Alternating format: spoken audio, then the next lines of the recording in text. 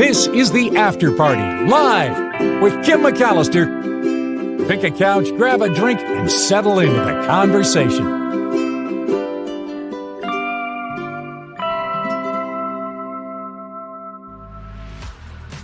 It is the After Party Live. We made it to Friday. Whoop, whoop. I'm so excited. Happy Friday to you. Thank you for being here. There are holiday events going on around the Bay Area, probably wherever you are. There in Petaluma is an ice skating rink for the second year.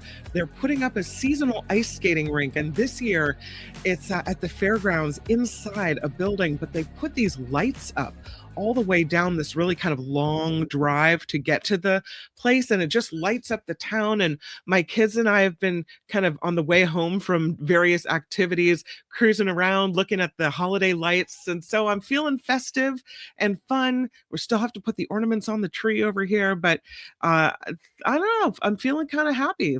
It's a decorate the tree hot cocoa kind of day. Hope everyone is doing well.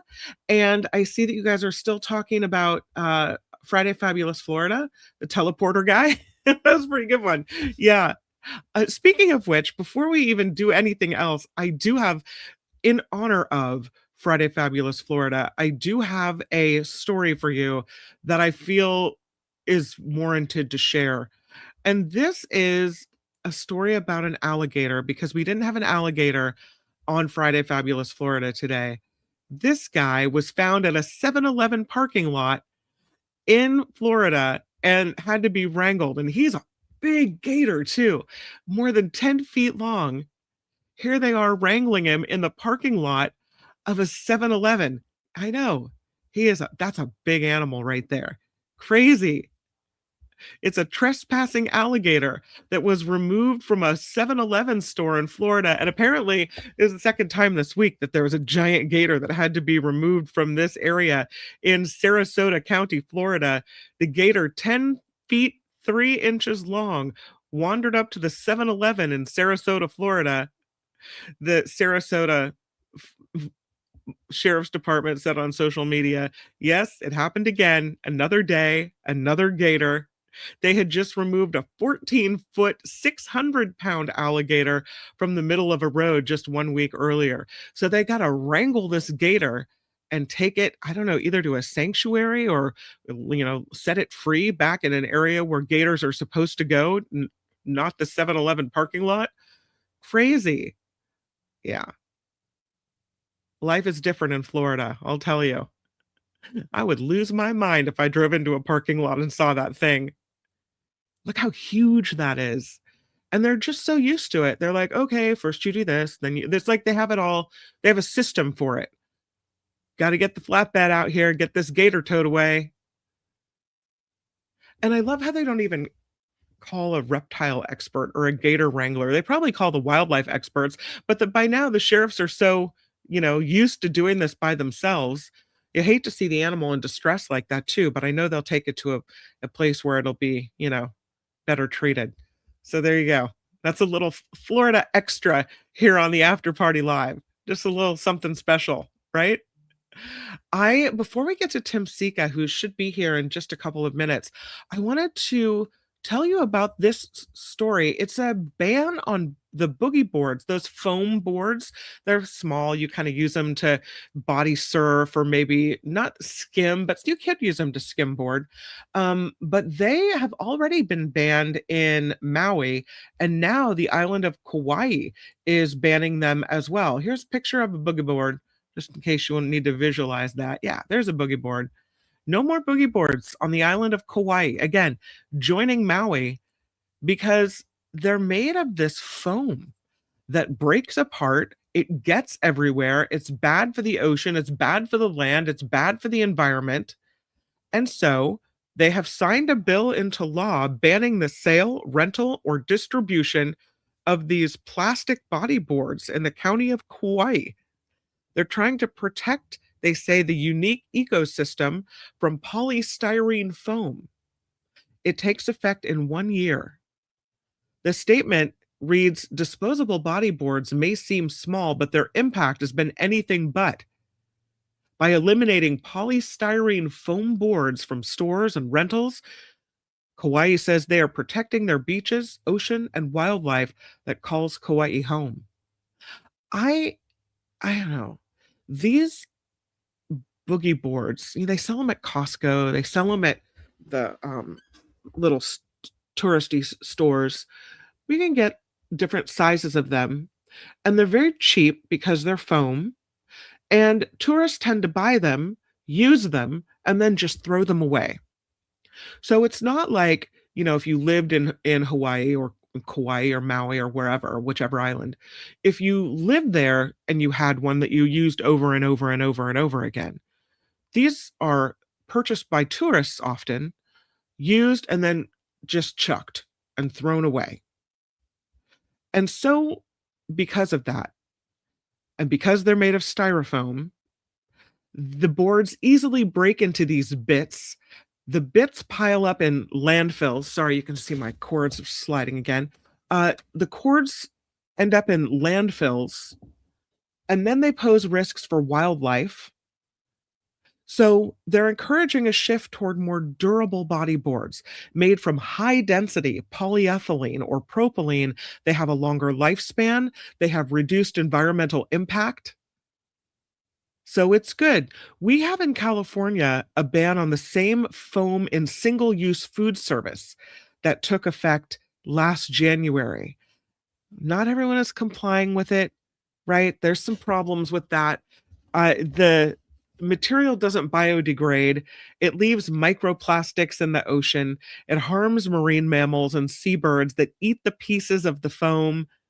It's a human carcinogen as well, according to an environmental group called Beyond Plastics, as noted by SF Gate. Other Hawaiian islands, again, have rejected these boards. Maui's has went into effect, their ban in 2022. They also say it's better for their local economy because if they have the higher quality, durable body boards, they can be sold and rented and repaired and used by local businesses instead of being thrown out after one day at the beach. So it seems like a better deal. I don't disagree with what Kauai or what Maui did at all, but no more foam body boards on the island of Kauai. That is it. I think we have Tim Sika in the house. So without any further ado, it is At the Movies with Tim Sika. Hello, Tim Sika. Hello, Kim McAllister. I am indeed in the house. How was your week, my friend? Oh, my week was insane. I mean, this time of year when you're watching movies, as many movies as they want you to see, you don't know whether you're coming or going. But it was a real busy week, and I'm still kind of like, trying to get some energy back for the weekend. Because it's award season, right? And so you've got nominations, Golden Globes. What are the CCA nominations? The Critics' Choice Awards. Yeah, Okay. I'm a voting member of the Critics' Choice Association. And it's interesting. Most of the nominees in all of these groups, and I got a whole theory on this, but most of the nominees from all of these groups are pretty interchangeable this year. Which means that I think money talked. Yeah. I think if you had enough money to spend on an awards campaign, which a lot of these films that are up, well, there's a few exceptions. There are a few, but I mean, I've been voting in so many different groups that it's all a blur, and everything is pretty much similar. The best picture nominee, the one upset I noticed, or the one thing that was surprising, was that Wicked for Good did not get a nomination for best musical or comedy from the Hollywood Foreign Press Association. That was really, really weird. But the San Francisco Film Critics Circle's Best Picture nominees are pretty much like a Hamnet, Sentimental Value, Sinners, Train Dreams, One Battle After Another, all these movies we reviewed on your show. So I'm surprised that you're surprised about Wicked for Good, because you said it wasn't very good at all. No, but that doesn't mean that these things don't get acknowledged at the end. Because money talks, right? Because money does talk. Yeah, and when you've got millions and millions of dollars to put that movie before people who have a say in whether or not they're going to give it an award. Yeah, I'm surprised. But Ariana Grande did get a nomination. I think she got a Golden Globe nomination. I think Cynthia Erivo did too. But this group that I'm in, the San Francisco Film Critics Circle, we had a few interesting exceptions to the rule.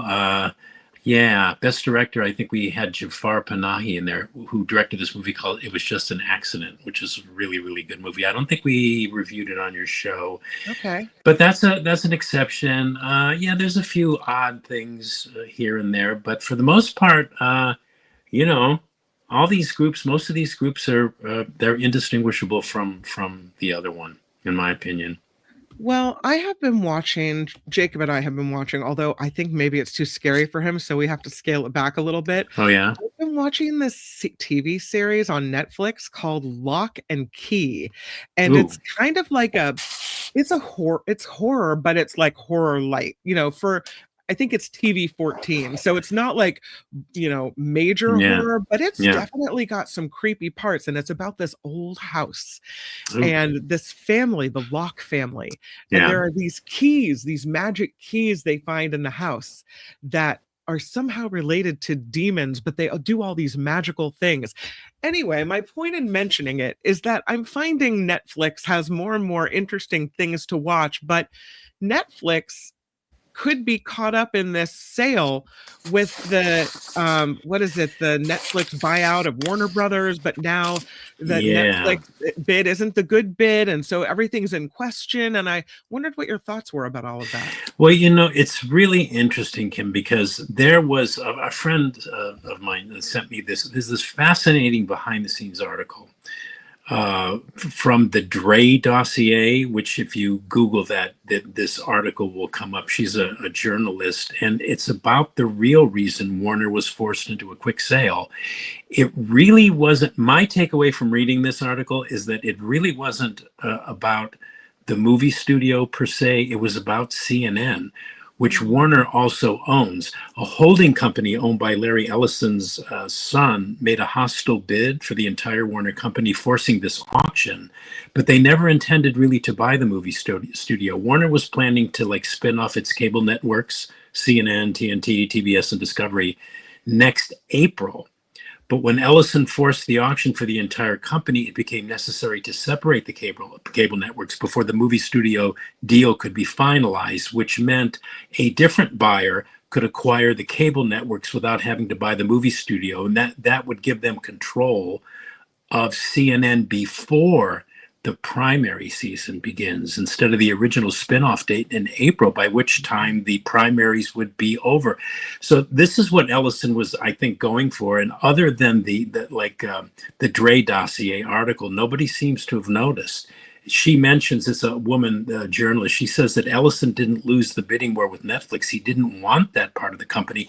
This is all part of the pattern of the Trump supporter tech billionaires buying up media companies so that they can control the political narrative. Everybody in Hollywood's talking about, what this is going to do for film going forward. That's really a distraction of what's really going on, because I think what this is really about is the tech billionaires, because the next election is going to determine whether or not we're still going to be a democracy or not, want to control the political narrative, i.e. CNN.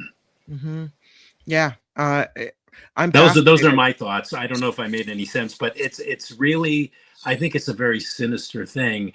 And it's also very clever in that people aren't really talking about, to me, which is the issue, which is that they're trying to buy the next election as well. I mean, they didn't really care about Warner's. It just it happened that they owned CNN, so that they had to force this auction ahead of time so that they can get it before the sale in April, when the primaries would be over, so they wouldn't have control of one of the major news networks' political narrative. That's what I think. Is that the Dre dossier that you're talking about? Yeah, the Dre dossier. Yeah, read everybody listening, if you can. Take a little bit to read it. There's a video, and then there's an article, a written article, which are just fascinating. I found it on Yeah, Substack. If you're just yeah, listening rather than watching, it's yeah, Drey, D-R-E-Y, the yeah. Drey dossier to check it out on Substack. Yeah. Yeah, yeah. So yeah, Mhm. I mean, you know, it ain't over yet. I know it ain't over until it's over. But I think this year, I mean, next year, Yeah. 2026 is going to be a rough year for this country, and it's going to be interesting to see how it all plays out. Well, let's move forward to movies. Yeah, let's not talk about politics. Let's not Yeah, dwell. yeah, yeah. Ella Well, McKay, look at yeah, this. yeah, Ella McKay. Well, this is kind of, well, we're going to talk a little about politics because politics is kind of in this movie. This is James L. Brooks's first film in like 13 years. He made a couple of great movies in the 80s, Terms of Endearment, Oh, I love that movie. Me Too, Broadcast News As Good As It Gets. And of course, his TV credits are legion. He was one of the creators of The Simpsons, The Mary Tyler Moore Show, Lou Grant Show, The Tracy Ullman Show. Anyway, which makes you wonder what the hell happened with this movie, Ella McKay. Mhm. The trailer for it was a big red flag for me, though you can never really tell a movie from its trailer. Though sometimes you get the whole movie from the trailer, but a lot of times the trailer may be great and the movie meh, or the trailer may be meh and the movie great, which kind of implies that the studios aren't sure how they want to market this thing. But okay, so the trailer for Ella McKay was mystifying to me, to say the least, as is the movie, which is a real head scratcher. And I'll try to explain what I mean by that. So where to begin? The story is set in 2008, and it's about a 34-year-old woman played by Emma Mackey, with let's just say a very misunderstood personality. She's one of these brilliant people that like kind of will dazzle colleagues for maybe 5 minutes, and then she just doesn't know where to stop, and then they're all drained by her energy. But anyway, she's juggling these personal issues: a brother with mental challenges, a philandering father, the death of her mother, and a loose cannon husband, with assuming the role of governor of her state, because her mentor and the state's current governor, played by Albert Brooks, who's really aged. He seems really old in this movie. He's about to assume a cabinet position in the incoming Obama administration. So she's being appointed governor for the next 14 months, and then she'll run again for re-election. But so it's a kind of a political movie. It's a kind of a comedy. It's a kind of a character study. But it is just plain weird. Its tonality is off the map. It feels like the writer James Brooks had a lot of ideas in mind, but he just tossed them into like this metaphorical blender, and out came this relic in look and feel of the 80s. Actors who are playing 30-year-olds are also playing 16-year-olds, which is really weird. I just ham-fisted and sledgehammer-like is how I would describe Ella McKay. Jamie Lee Curtis is in this too. She assumes this odd role of Ella's aunt, who really seems to serve no kind of specific narrative function at all. And she looks and acts as if she was just stuck there. Like, oh, let's put Jamie Lee Curtis in there. She won an Oscar a couple of years ago. And now, and in lines like, oh, I don't know, one of the lines was like, maybe we're all just hamsters in the same wheel. Make you think, was James Brooks under the influence of some kind of concentrated Ambien when he wrote this? I mean, that's not a bad line, but it's sort of like, okay, it like hints at profundity, but it's actually very simplistic. So so how can I say, this is a movie in search of a cohesive story and a specific point of view, both of which it lacks. Most of the jokes fall flat, and the ending is just this abrupt dud. I mean, it just stops. This movie just stops, and you're going, what anyway. Oh, and Julie Kavner, who voices Marge Simpson, she serves as the film's narrator, and she plays Ella's secretary. Frankly, what they have her do and how they have her act in this movie is just, I think it's embarrassing. Anyway, folks, I just say skip this movie. It's as bad as you're hearing.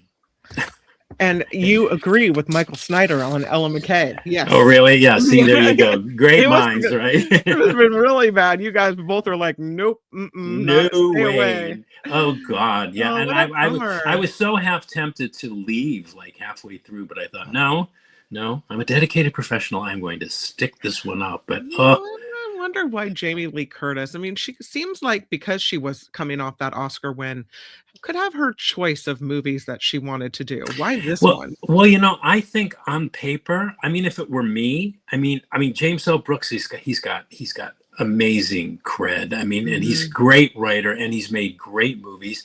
He hasn't made a film in 13 years. If James L. Brooks came to me and said, "Would you like to be in my movie?" I probably wouldn't even want to read the script. I'd say, "Yeah, I'm down because of who you are." And I have a feeling she probably did that as well, although I can't prove that. But I mean, the entire cast is really good. She's probably the biggest name in it, but it's a mess. And really, you don't, I mean, and there's all these side stories about these personal problems she's having with her brother, he's kind of like this. He's not autistic. I don't know what he is. He's got mental problems. He's trying to get it on with this woman he hasn't seen in a year, but he wants to have a relationship with her. And her father is this played by oh God, what's his name from Cheers? Woody Harrelson plays her father, and he's a philanderer. I mean, it's a crazy, aimless, like I said, in search of a specific point of view movie. Forget it. Don't even bother, folks. And really, honestly, I don't like to say don't go see it because I didn't like it. I don't think anybody's going to like this movie, and it's bombing too at the box office, and it's getting really bad critical reviews too. Which Be Aware says if both Tim and Michael don't like it, I won't even bother to stream it. Like not even that. Oh. Yeah, right. I mean, it might be worth a stream maybe for maybe the first 10 minutes when it finally gets to cable. But oh God, no, there's much better movies you can spend your time on. The next one is called Merv. This might be one for Jacob and I to go check out. Okay, Merv. Merv is I love that dog. Merv is a Christmas movie. Merv is a dog lover's movie. Merv is the name of the dog in Merv, that cute little dog there in the poster. And most of all, Merv is a romantic comedy. So this is a triple-pronged feature film going for every audience it can find, lovers, married couples, families, adults, kids, you name it, and all in time for the holidays. So it's sort of like a slam dunk in a way. And the movie, Kim, the movie, and I think you would agree to an extent, because I know you're going to watch this. I thought of you when I was watching this, and I said, Kim's going to like this movie. It's really ridiculous, but like Jay Kelly, which we talked about last week, its greatest asset is that it's just watchable. It's harmless and it's innocuous. The premise is silly. This couple in the poster there, played by Joey Deschanel and Charlie Cox, they're estranged, right? But they're co-owners still of this dog named Merv, who they shuttle back and forth like they would a kid. But the dog loves them both, right? And develops depression over having to go 1 week with the man and the other week with the woman. So you can see what's coming. You can kind of see where this movie is going. But the dog is great. The movie has Christmas. It has romantic comedy. It's a dog lover's delight, really. The actors in this film clearly elevate the material. Charlie Cox, who's a British actor. He's done a lot of Shakespeare on film. Joey Deschanel, who I haven't seen for a while, is wonderful. They're both excellent. And this is a kind of a critic-proof movie. It leaves you with a warm and fuzzy feeling. It makes you root for relationships, and maybe will even make you go out and rescue a dog, right? So I say go for it. If what I'm saying floats your boat. Warning, though, this could be a very depressing movie if you're just coming out of a breakup that you know may be permanently irreconcilable. Because the way this movie ends is not always the way movies end in real life. Yeah. But I say have at it if you love romantic comedies, if you love movies that take place during Christmas, and if you like movies whose sweetest star happens to be a dog named Merv. And this dog, he's just really, if my lifestyle were different, this is a kind of movie that would make me go out and rescue a dog. I have cats, so they're more in tune with my lifestyle. But this dog was just, he broke your heart. I mean, and it doesn't end badly for the dog. No, this is my kind of movie because yeah. First of all, we have the cute animal. Yeah. But also, I like Zoe Deschanel. Uh-huh. And I feel like, as you say, this, you call the movie harmless and Yeah. kind of easy and watchable, Yeah. Yeah. but Yeah. like Yeah. it's not so smart that you have to totally pay attention. So you could be doing 50 other things while you're Right. kind of watching this Kind movie of and watching it. Yeah. folding this laundry and talking to people as they come in the room, Yeah. but it's not Yeah. so like lame, like a No. Hallmark movie where it's like, No. No. Yeah. but No. you've Yeah. got better Exactly. actors and a better Y- story, and it's like, Yeah. just kind of like, I don't know, it's my kind of Yeah. thing. So No, yeah, you, that's s- it. you no, you said it well and you Mhm. sold it well. That's Yeah. exactly what, yeah, I agree with you completely. And that's what this movie is. And it's if you have Amazon Prime, it's free as part of your Amazon subscription. Prime. So, All right. yeah. Yeah, so it's You up today. It dropped this morning, I think. Yeah. excellent. All right. It's on my list. Good. It Goody is goody. time for Yeah. Tim Sika's classic movie recommendation of the day, of the week, and it is this week The Little The Foxes. Little Foxes. Mhm. Yeah, this is Lillian Hellman's play. See, I could remember what I want to say about this movie. It's her play. It's adapted by Lillian Hellman. She did her own adaptation, and it's in a film directed by the great William Wyler, who won 3 Oscars for Best Director, and it stars Betty Davis as this character named Regina Giddens. She's the central. Oh yeah, a picture paints 1,000 words there. But she plays the central figure in Lillian Hellman's compelling, pot boiler deep South drama. The title comes from I think it was chapter 2, verse 15 of the Song of Solomon in the King James Version of the Bible, which reads, and I remember this because they made us memorize this in Catholic school: "Take us the foxes, the little foxes that spoil the vines, for our vines have tender grapes."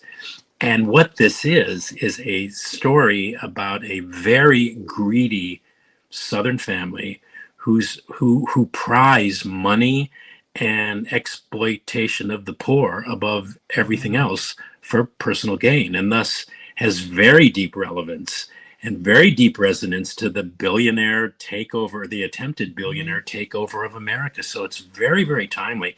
The play was on Broadway in the late 30s. They made it into a film a couple of years later. It is, what else can I say? This is Teresa Wright's film debut. There's a actress. Several of those actors here, I don't know which ones exactly. I think not Herbert. Anyway, some of those actors reprise their roles from the Broadway production. Patricia Collins, who's not in there, she plays the abused aunt of the family. She reprises the role she created on stage, and she just breaks your heart. The film has an interesting backstory, but I'm just going to leave it for folks to go to the TCM website, because TCM covers it all on their website. A lot of interesting stuff. Wyler and Davis, the director, and Betty Davis, for one, famously fought over how Davis was going to play this role, which was indelibly created by Tallulah Bankhead on stage. So that there's an interesting backstory about that and all that drama. And the movie is just a great drama. I've watched this film, I don't know how many times, and it never gets old. I don't know what else to say about it. It's streaming on Amazon Prime Video for free with your membership, just like Merv. So it's not a happy film, No. but it's not a depressing movie either. It's just a solid drama about how greed can make people crazy. I mean, how much money is enough money? I How much often money wonder is that. enough? Yeah. It's the $1 billion Powerball jackpot tomorrow. I don't know. That might be enough, I'm thinking. I think so. I mean, Yeah. I don't even know what I would do, with 10 million. I don't even know how to process that. But how do you process $1 billion? I mean, that is so much money anyway. But yeah, and Betty Davis is great. I mean, there's controversy over whether her performance was too careful, because she was afraid. She didn't want to imitate Tallulah Bankhead, who just created this role on stage. It's sort of like, how do you top Rex Harrison, playing Henry Higgins in My Fair Lady, because he's so indelible. Same with Tallulah Bankhead in this movie. But I think she's really, really, really good. She's got amazing moments, and you just It's also a mother-daughter story too, which is very, very interesting. Anyway, it's a great movie, and it is our classic movie recommendation of the week. There you go. Let's There we wrap it go. up. Yeah. So we'll recap it. We started with Ella McKay, and Ella McKay is a no-go. You did not even like the trailer for this movie. You said the trailer was as mystifying as the movie. You said it's weird with an odd tone. It has the look and feel of the 80s, but you said it was ham-fisted, a really strange role for Jamie Lee Curtis. The jokes in this movie, you said, fall flat. And then the movie just stops at the end, which is strange. You said this movie is a mess. Ella McKay, you said skip it. And as for Merv, you said, oh, this is a good, sweet little movie. You said it's got a ridiculous, silly premise, but it's watchable. You said it's harmless. The dog is great. It's got Christmas. The actors elevate this story. You said warm and fuzzy feelings abound. Go for it. It is Merv, and that one is streaming on Amazon Prime. And as for your classic movie recommendation of the week, that would be Little Foxes. I just love this picture of Bette Davis. That's so cool. Yeah. She had such great screen presence. Yeah. Little Foxes from 1941. You said it's actually the message about greed is timely politically for us, that it was adapted from a Broadway play, that it's a great drama. You said it's not a happy film, but it's not depressing either. And you said it's a very interesting look at how greed makes people crazy. Again, that's the Little Foxes. Tim And Sika. I like how you cut to that picture right on that statement that you made. It's like a very well edited moment on your show. All on the fly here on the After Party Live. Tim, there you go. Thanks for the great conversation today. Okay, Kim, and we'll talk to you next week. And there's lots of holiday movies coming down the pike. I saw Avatar: Fire and Ash, which I can't really talk about until next week. Okay. And then there's a number of films: Marty Supreme, the Timothy Chalamet thing, and the Song Sung Blue, which is Hugh Jackman playing Neil Diamond. So there's going to be lots to talk about in the upcoming weeks, and I can't wait to talk about those movies with you. Oh, I'm really interested. Okay. Be Aware says, thank you to Tim. We love you, brother. Absolutely. Love having you on the show. Tim Sika, it is At the Movies with Tim Sika. Bye, Tim. Bye, Kim. Have a good weekend. Bye. At the Movies with Tim Sika every Friday at 1:30 p.m. Pacific time. You can catch Tim live, and then the standalone video will be here on the After Party Live as well. So always a great segment with Tim. His thoughts about the whole Warner Netflix buyout situation, fascinating, and he refers us to the Dre dossier. So I'm interested in looking that up as well. Speaking of movies and entertainment, did you hear the latest with Disney? Disney is making a $1 billion investment in OpenAI. And this is the weird thing, because, Disney's very protective of their characters. They are going to allow their characters to be on the Sora AI generator. Some of the characters that are available are Mickey Mouse, Ariel, and Cinderella, which really, really surprises me. They have a new 3-year licensing agreement with Disney. So the users of Sora will be able to make content with more than 200 characters across Disney and Marvel and Pixar and Star Wars. And it all starts next year. Disney's Bob Iger saying the rapid advancement of artificial intelligence marks an important moment for our industry. He said, through this collaboration with OpenAI, we will thoughtfully and responsibly extend the reach of our storytelling through generative AI while respecting and protecting creators and their works.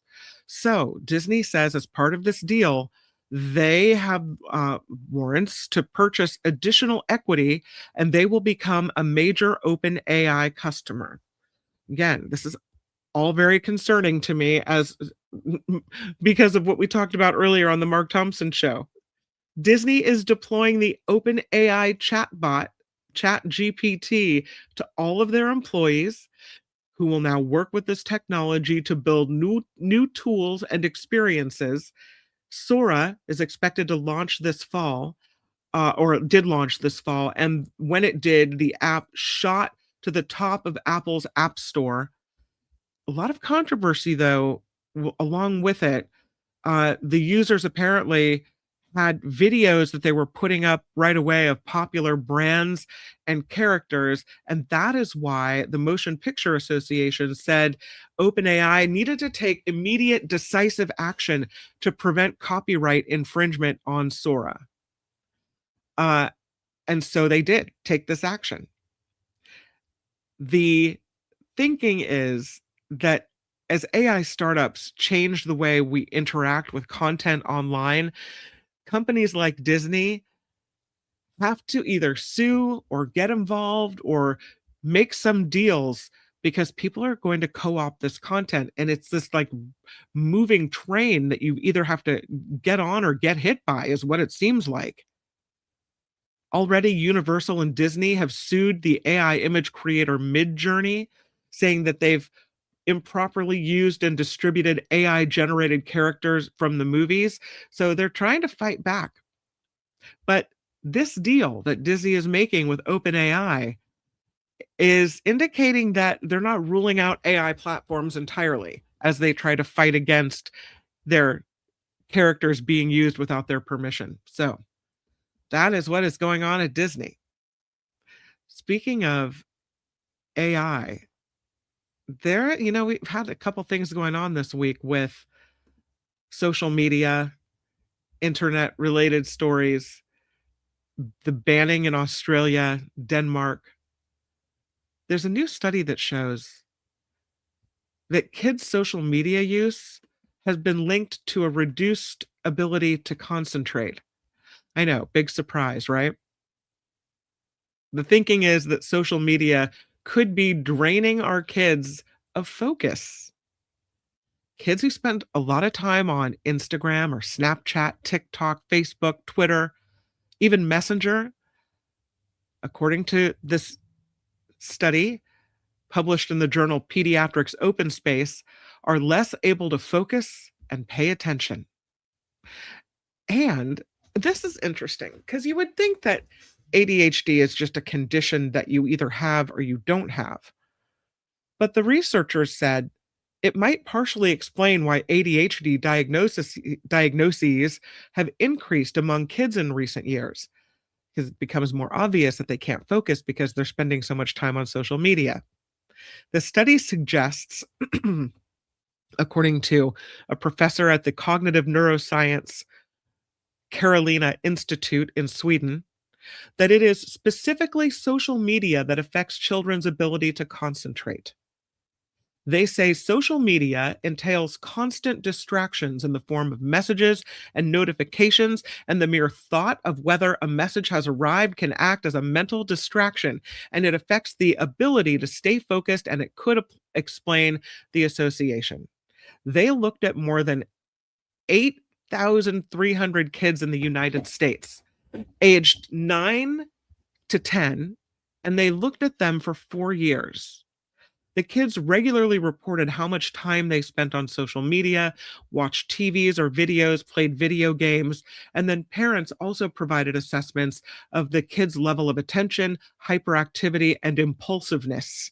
And during the study, average time on social media rose from about 30 minutes a day for 9-year-olds to 2.5 hours a day for 13-year-olds. 2.5 hours a day for young teens on social media. Researchers found even average social media use blunted the kids' ability to concentrate, and the effect, they said, grew over time. Additionally, the kids who already had trouble paying attention did not start to use social media more. That it suggests that social media use leads to difficulty focusing rather than vice versa.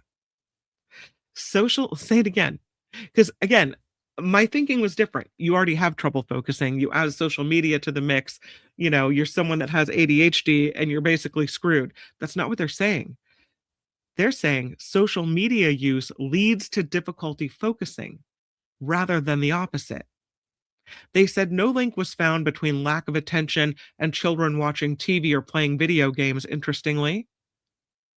The link between the lack of attention and social media was not influenced by a child's socioeconomic background or any genetic predisposition that they may have toward ADHD.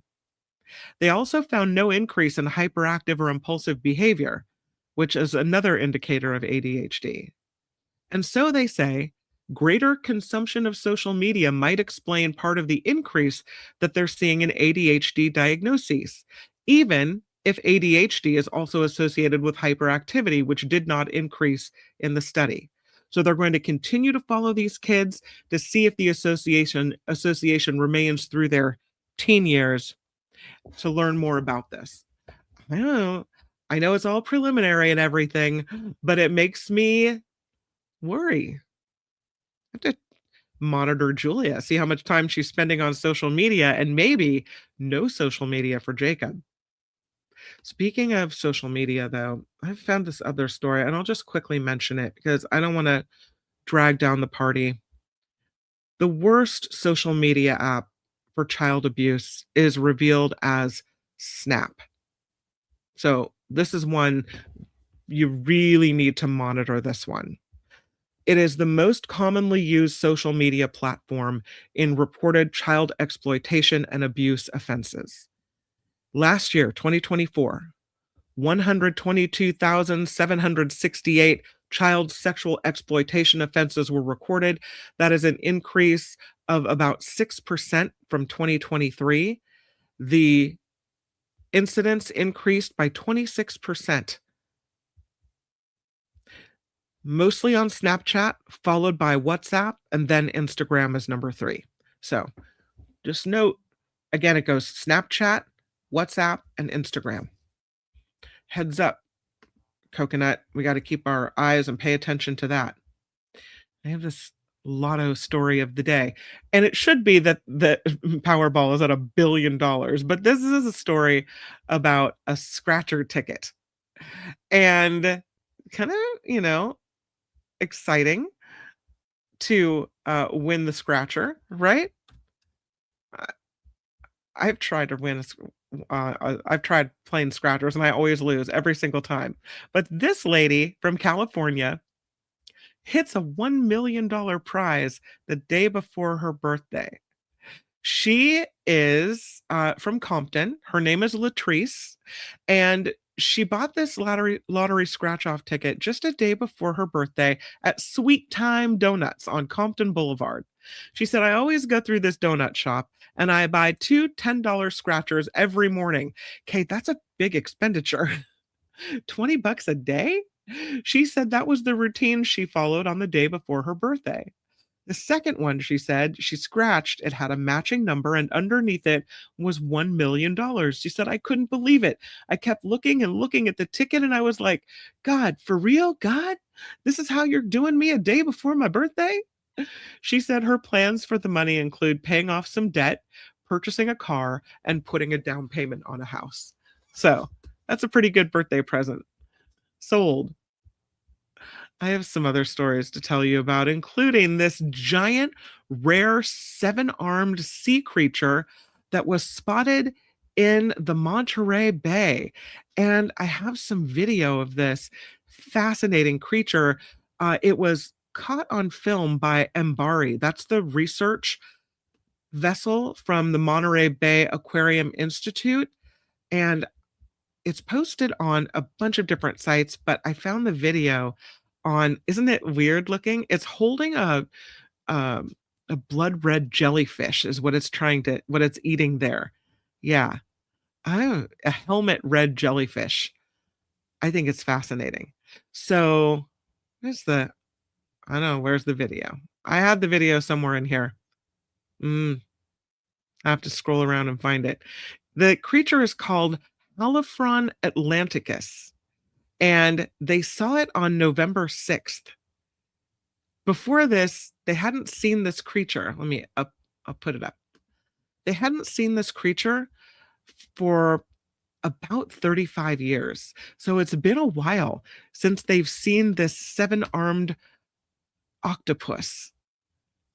It's huge as well. Very rare to see it.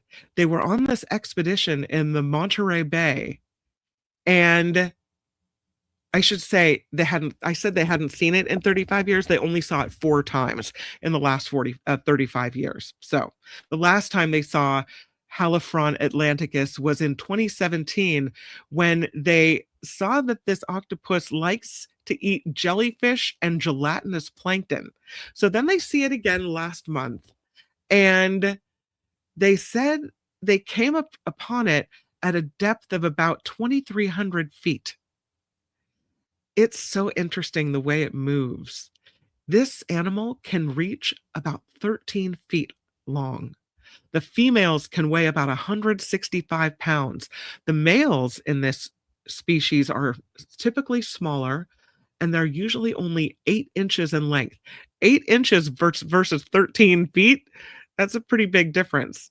This octopus was spotted last month eating a helmet jelly, which is a red-colored bioluminescent jellyfish that usually lives in the twilight zone of the ocean.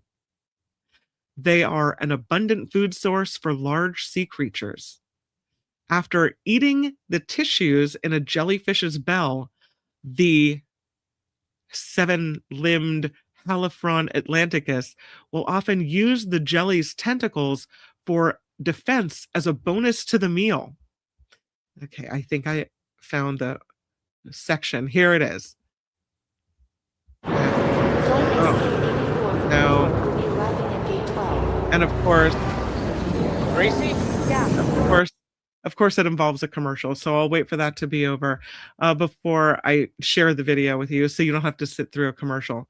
But it's fascinating to watch this creature move through space and time. So interesting.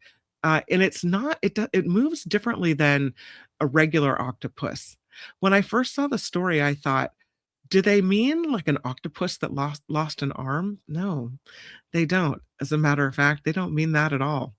So they do say that it technically does have 8 arms, but one of them is a specialized arm used to transfer sperm while mating. That arm is kept tucked into a sac beneath the animal's right eye, making it seem like it only has 7 arms. So, pretty interesting. All right, here it is. I have it. I have the video.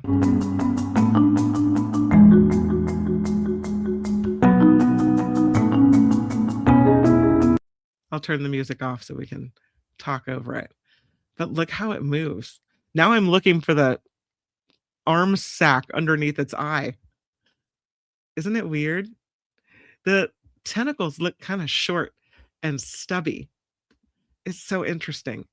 They used a remote operated video to both capture or spot and film this creature.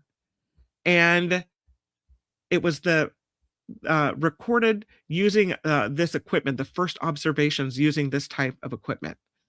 So Mbari strikes again, and I can't wait to learn more about this next time I'm at the Monterey Bay Aquarium. I think it was worth it to see the video and see how it moves around. Kind of creepy. Remember our drunk raccoon? This is the story that keeps on giving.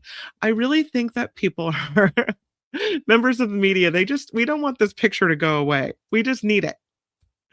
This raccoon that ended up drunk as a skunk in a liquor store. This raccoon had struck before, apparently. So as we talked before about this raccoon that did some damage to this liquor store, apparently he's had some run-ins at this strip mall before. Yeah, before he ended up drunken and sad and passed out in the back of a liquor store. He had some sad situations. Hold on, I have to get the drunk raccoon picture. So you've seen this before. And here's the picture of the aftermath of that. There he is. He's okay. They released him back into the wild. But he's had some issues, this guy. He's broken into several stores in this area. They call him a serial offender. He had he said that's not the first time he's been into one of these buildings in this block of shops. It's the third break-in for this raccoon. He was in the karate studio. He got into the DMV and ate their snacks at the DMV. So he busted into the karate studio. He's busted into the DMV and eaten the snacks.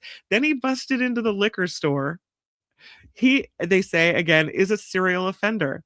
He spent the night at a shelter after the liquor store incident, sobered up, and they released this raccoon near the scene of the crime. They said they don't relocate them because it's a death sentence for raccoons, that they have a certain area they frequent, and to dump them somewhere else is really dangerous for them. And so there's a possibility he could get back into this building. They say he's a smart little critter, but they hope that maybe he learned his lesson from the alcohol incident. He's back in the neighborhood. Everybody watch out. Our drunken raccoon might not be done yet. Okay, this story, I love this story so much. There are some words that come from the English background that I think we need to use this holiday season. I get this email. It's the word of the day. And one of the words of the day was Yule shard, which led me to look up the meaning of this word. And when I did, I found this article with other holiday words. So the trick is that I think we need to start using these words in the chat this month. Yule shard is someone who leaves all of their festive preparation until Christmas Eve. That's totally me. Last minute on everything. I am definitely a Yule shard. The next one is belly cheer. It's originating in the 16th century, describing the gluttonous consumption of fine food. The example is, I'm pleasantly sleepy with belly cheer after that amazing lunch. The next one is lucky bird. The first person to enter your house the morning of New Year's Day is the lucky bird. The next one is craw massing, a personal favorite for discouragement of waste. If you craw mass, you're picking through festive leftovers. Like, I don't know, picking through the leftovers at a store after Black Friday, you're craw massing. This one I love, the scurry funge. Hastily tidying up when guests are unexpectedly early.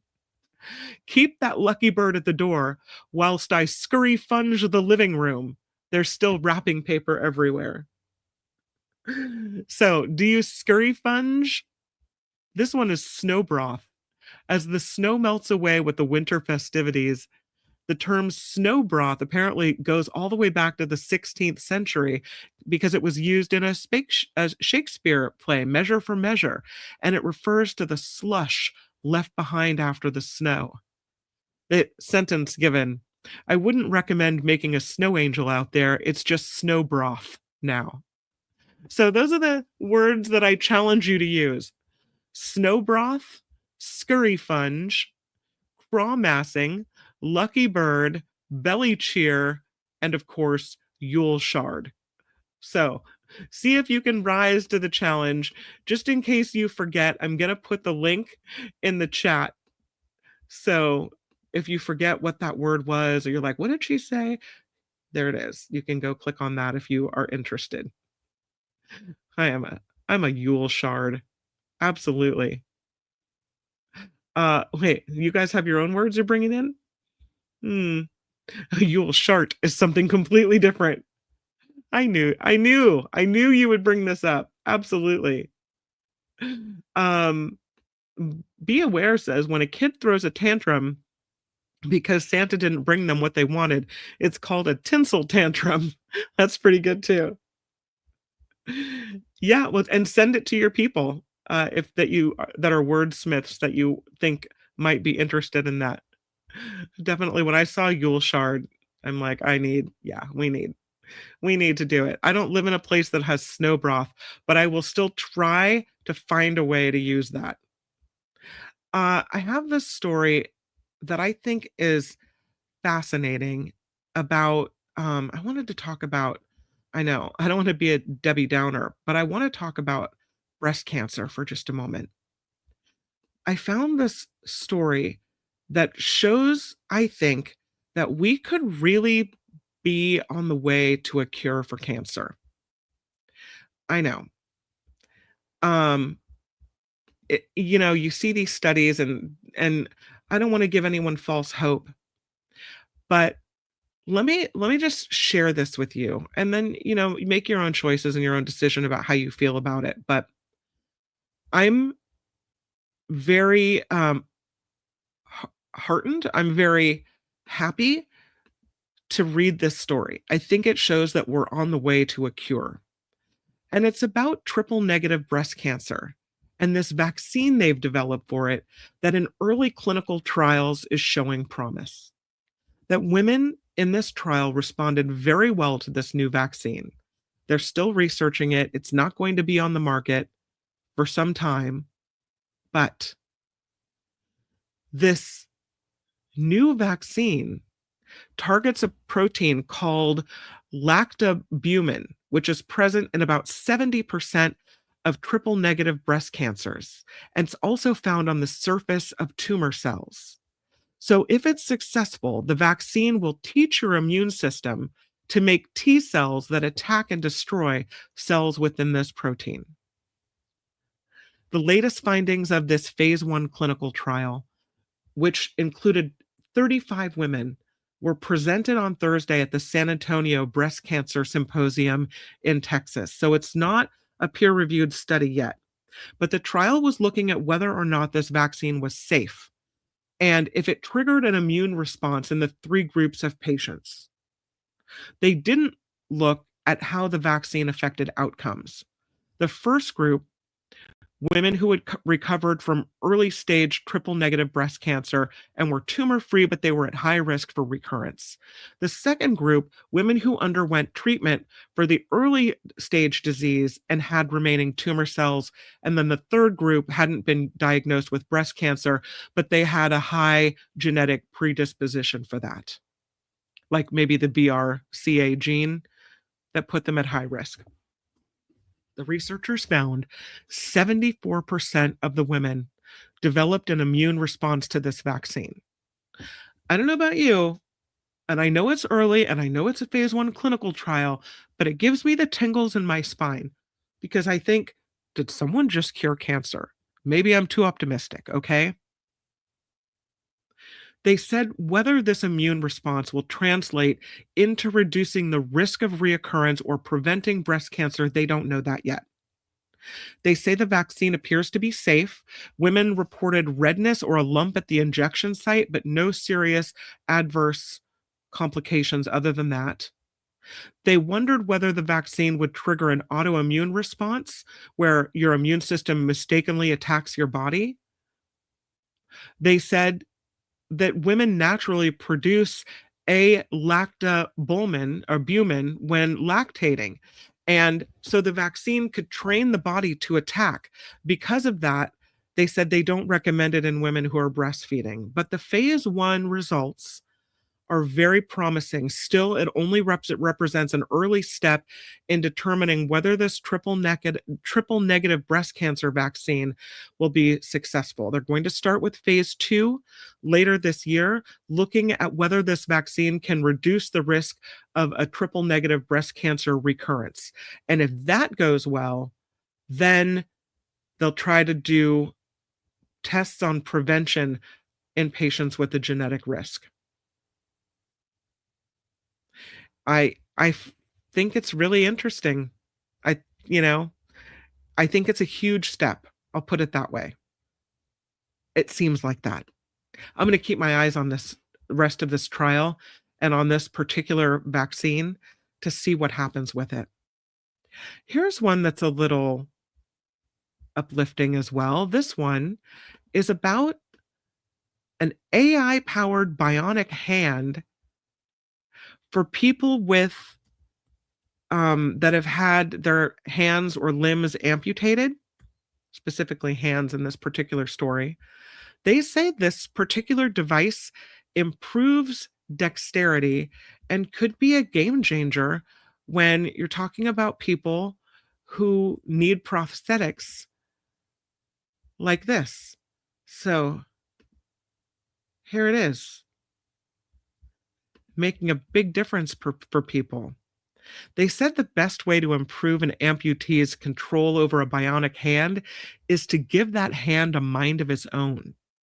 That a bionic hand controlled by artificial intelligence, but still under the direction of the amputee, is the best approximation of normal hand dexterity.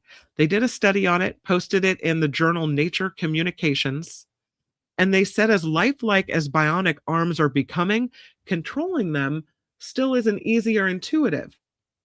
This research done at the University of Utah's Neurorobotics Lab. Nearly half of all users will abandon their prosthesis, often citing poor controls and cognitive burden. It's a problem that so much of normal hand movement is unconscious and intuitive. So you don't need to consciously tell each of your fingers where they need to go to get a proper grip on something like maybe a coffee mug or a plate or a ballpoint pen or whatever it may be. But robotic prosthetic hands and arms require that kind of effort from amputees. You have to purposefully think about each finger's movement as you're trying to pick something up. So to solve this, the researchers turned to AI, and they trained it to respond to proximity and pressure sensors in a bionic hand to form specific pre-programmed grasping postures. The pressure sensors are so fine that they can detect an effectively weightless cotton ball falling on them. The proximity sensors also help each finger see the object in front of it, and that allows the AI to perform a perfect, stable grasp. The amputees guide the AI, sharing control with it to make the hand function as needed. They said what we don't want is the user fighting the machine for control. So they tested the bionic hand on a few people, only 4 volunteers, whose amputations fell between the elbow and the wrist. And all of the people that used it demonstrated better grip security, better grip precision, and they had to use less mental effort to control their robotic arm. So, developments in that case as well.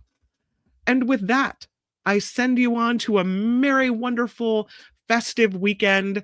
I hope it's cozy, that you stay warm, and that you have some uplifting moments. Enjoy The Little Foxes and Merv on Amazon Prime. And I'll meet you right back here on Monday, where Mark Thompson returns, where we have Gary Dietrich and Sarah Kenzier and Liz Oyer on the show. Until we meet again, have the very best weekend. I do want to thank people for contributing to this show.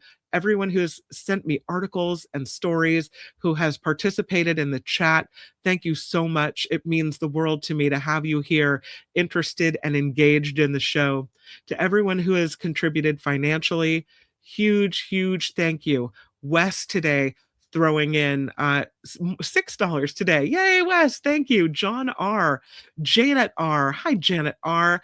And Murphy H. and Wes again, the most recent contributors. If you're looking for the PayPal, the show PayPal link, you can find it in the show description every day and in the About tab as well. And thank you for helping me keep this show on YouTube and continuing to like it and subscribe to it and all the ways you help make it work. Thanks, everybody. The After Party Live would like to thank the following contributors and viewers like you.